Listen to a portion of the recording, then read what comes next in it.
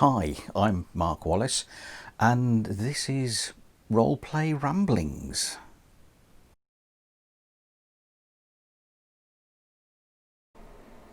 It's always great when you find stuff that you'd forgotten about when you're up in the loft and you're just searching around and going, now that's interesting. I'd forgotten about that. That's a blast from the past. What I've got down here is a box full of, well, let's say memories, but also games, role-playing games. Stuff, if you're a geek like me, you might find quite interesting. So, shall we have a look?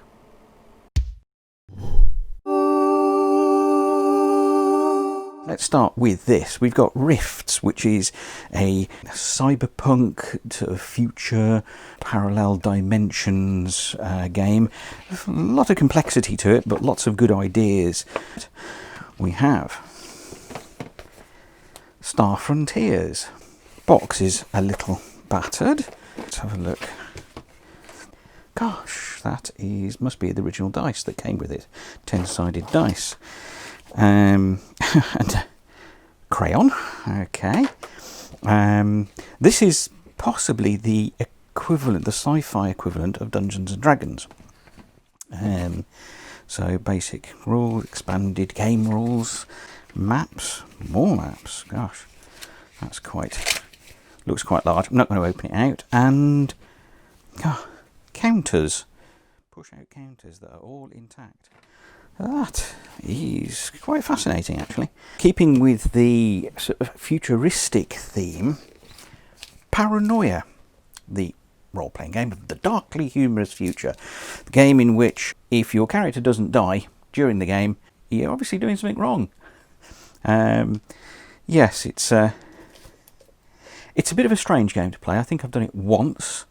Looks like there's a couple of extra modules with it. It's something that I've enjoyed reading a lot. It's very amusing to read.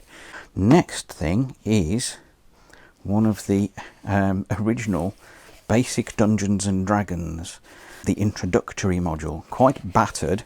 This is something I recall buying with my friend Pete for when we started at high school, the Dungeons and Dragons group. Yes, we were some of the original geeks.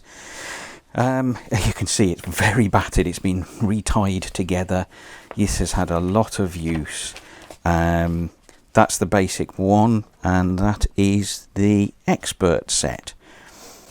Again, lost their cover. Some maps and references there. Again, this is something that has just got like fondness because of the memories that it brings back. Yeah, that was good times. We then move on to another set, which is the companion rules. And let's see what we have in here. Companion rules? No, we have a dungeon module. The Isle of Dread. Right, yeah, I remember that. I actually ran that for a group of friends when I was in my late teens. I ran it very badly, I think. That is quite an intriguing module, actually. I think there's a lot in that. It might benefit from being looked at and possibly elements taken, converted for 5th edition D&D. Possibly. So that was X1. That was character levels 3 to 7. This one is for character levels 5 to 7. X3, Curse of Xanathon. Not played it, but it looks like it's all there. Temple of Death. X5, character level 6 to 10. Again, I have no recollection of this, and it's just the cardboard outer. The Lost City looks to be complete. It does seem to be a bit sort of Egyptian or Arabian, going through the sands, that sort of thing, exploring a lost tomb, like that sort of thing. And then, Advanced D&D, 2nd edition, for one character, levels 2 to 4. I think I bought that to play just myself and my wife. Many, many years ago, probably when we were in our 20s. I don't think we got round to it. Where do we move on to next? Well, I can see this book down the side here. Aurora's Whole Realms catalogue. I think it's just a catalogue of all sorts of things that you can buy. I suppose useful if you're a DM and you've got a certain shop and your characters go into a shop and say, we want to get such and such, how much is that? And you go, okay, and you start looking through it and it'll just give you the reference to it. So useful, but is it exciting? Not really. Forgotten Realms campaign set. That's got a nice heft to it, quite a weight. Box isn't too bad actually. So we have the DM's sourcebook for the realms, which I think that contains all the history of the realms, places, characters, possibly the dates of when things happen. Not sure how up to date it is, because things have moved on as the D&D world has continued. And the cyclopedia, that is also quite a hefty little thing. I do love the way that the pages have been produced, like a parchment effect. It is actually quite clear to read, probably better than in real life than it appears on the camera. Very good, very good. And maps. We always love maps because we're those sort of people that we really enjoy the maps. Looks like we have transparencies. That is good. I think that's going to prove to be quite popular with the current group. I think that's really good. I can't see myself getting rid of that. Mask of the Red Death. This one, Terror in the 1890s, Victorian Gothic, kind of the Edgar Allan Poe style of things, and also the introduction of guns. Set, if I'm remembering correctly, in the real world, as in Earth, rather than Faerun or Eberron or anywhere like that. And Red Jack, that was set in Boston. I ran that for a group of friends, and it was that was like Jack the Ripper in Boston, kind of spectral Jack the Ripper in Boston. Red Death. Now, if that works out like Edgar Allan Poe's story, I don't think many people will survive, but could be worth a look through and a conversion.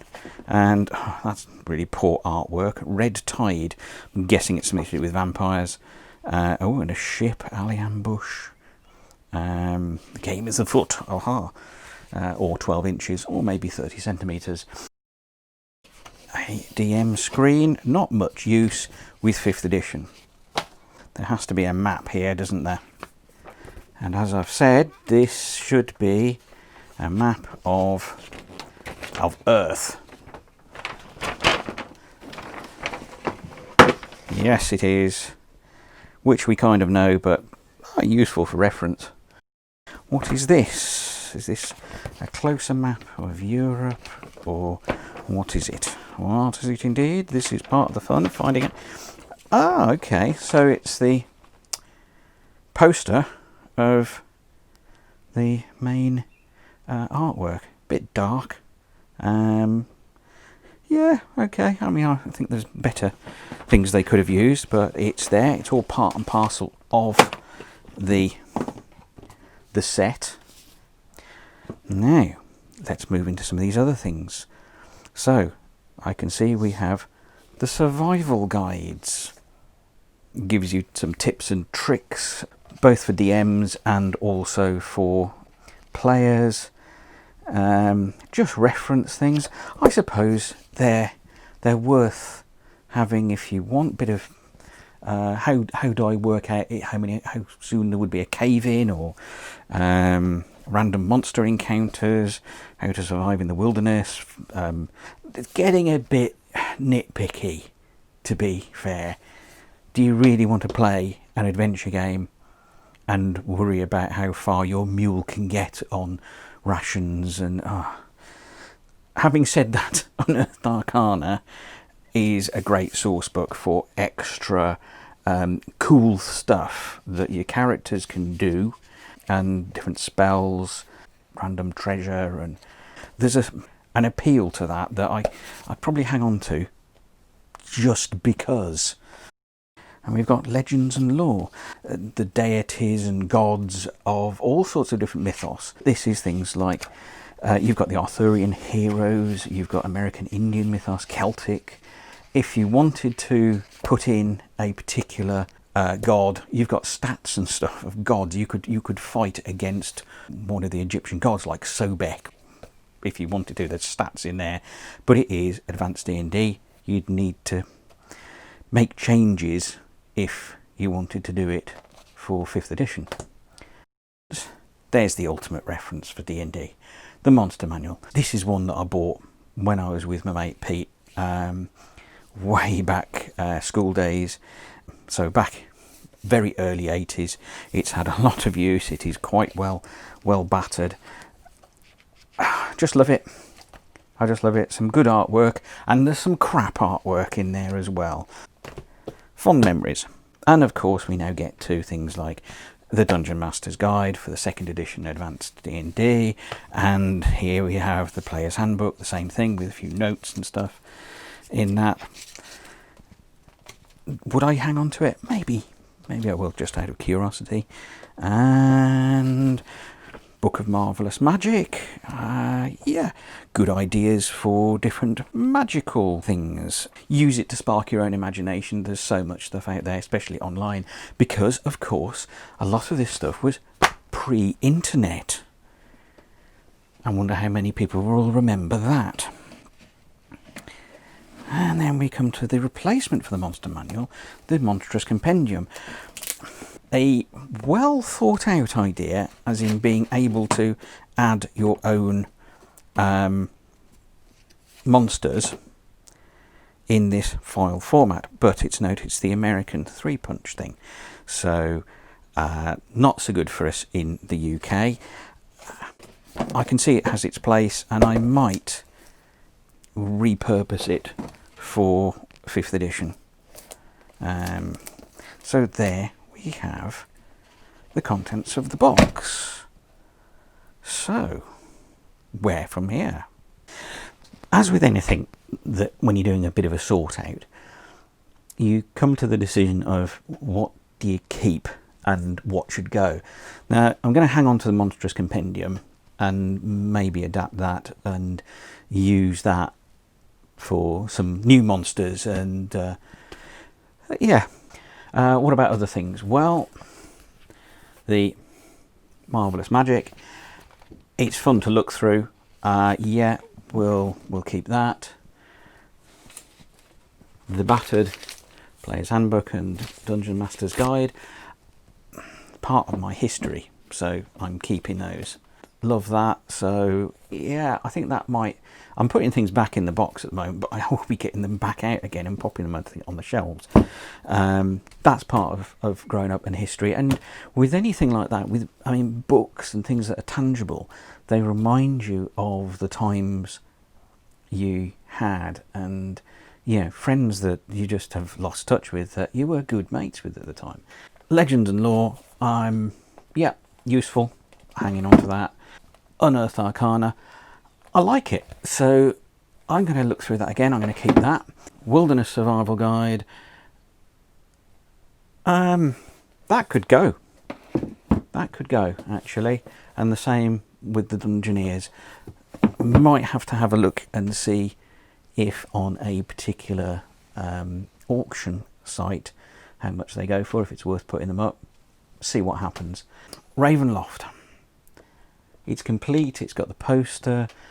I might have a look at the adventures, but I think that could also be sold. Forgotten Realms, that's a keeper. In fact, I must let my mate Charlie have a look through that, unless he's got it already. We've got the load of different modules. I'm going to keep those, have a look through those. The original basic rules and expert rules, they're knackered. I should throw them away, really. They're not worth anything. Alright. Paranoia. I'm keeping Paranoia. Are you paranoid? Well, depends if they are out to get you. Alpha Dawn. I'm not going to play that. It's complete. little bit battered. Again, let's see if there's a market for it. Taking the view that if I get a bit of money for some of these, then I can buy more 5th edition books. Rifts, I'm going to definitely have another look through that. I seem to remember having played a little bit of it and found that it was quite good apart from when it got to combat, and then it went very slow and clunky. So some good ideas in it though. Hope you've enjoyed looking and not been too mindlessly bored. I'm sure there'll be possibly just 1 or 2 people in the world that may have continued to this point because you're interested in it. Anyway, thank you and goodbye.